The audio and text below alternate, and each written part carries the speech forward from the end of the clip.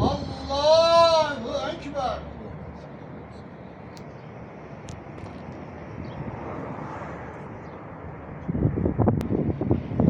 Allahu Ekber. Esselamu Aleyküm ve Rahmetullah. Esselamu Aleyküm ve Rahmetullah. Allah'ın rahmetine kavuşan Malik-i Nuri'dir. Bizleri sıhhat ve selamet iyisine Fatiha. Allah cümlemizden razı olsun. Hakkınızı helal edin. Helal olsun.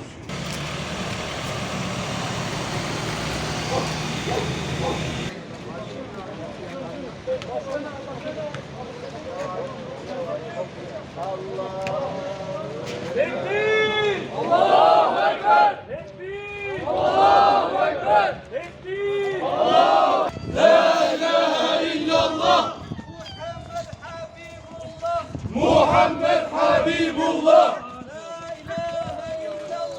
La ilahe illallah!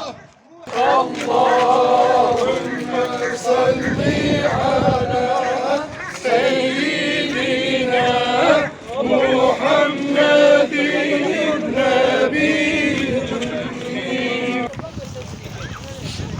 Şimdi burada herkes şey yapmasın. Allahu Ekber, Allahu Ekber. Ver. Tamam.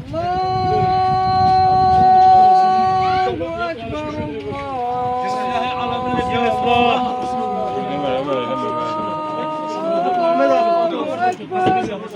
Hamza düşme Hamza. Hamza düşme.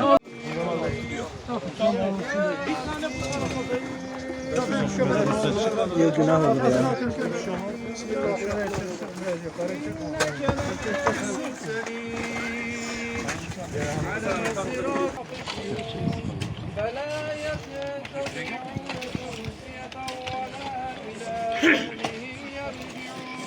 Şöyle o tarafa geçelim.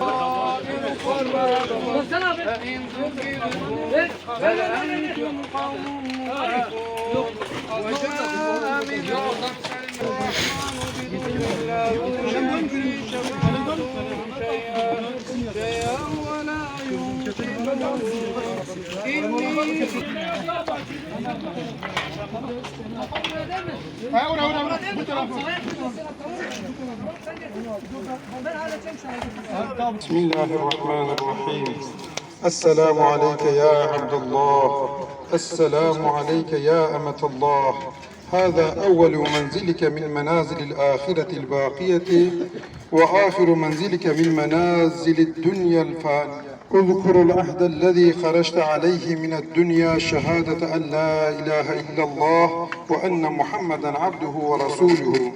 يا عبد الله، إذا جاءك الملكان الأزرقان الأرحشان من قبل الرحمن يسألانك عن ربك وعن نبيك وعن دينك وعن كتابك وعن قبلتك وعن إخوانك وعن أخواتك، لا تخف منهما بعناية ربك وقل في جوابهما الله ربي ومحمد عليه الصلاة والسلام نبيي والإسلام ديني. Bir gün biz de böyle vefat edip ve gömüldüğümüzde bizim üstümüze de dua edecek, namaz kılacak, bizim iyiliğimize şehadet edecek insanlar arkamızdan bırak ya Rabbi.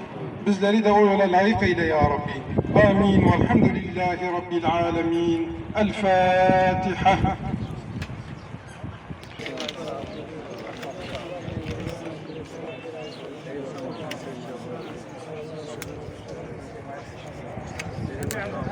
Thank you.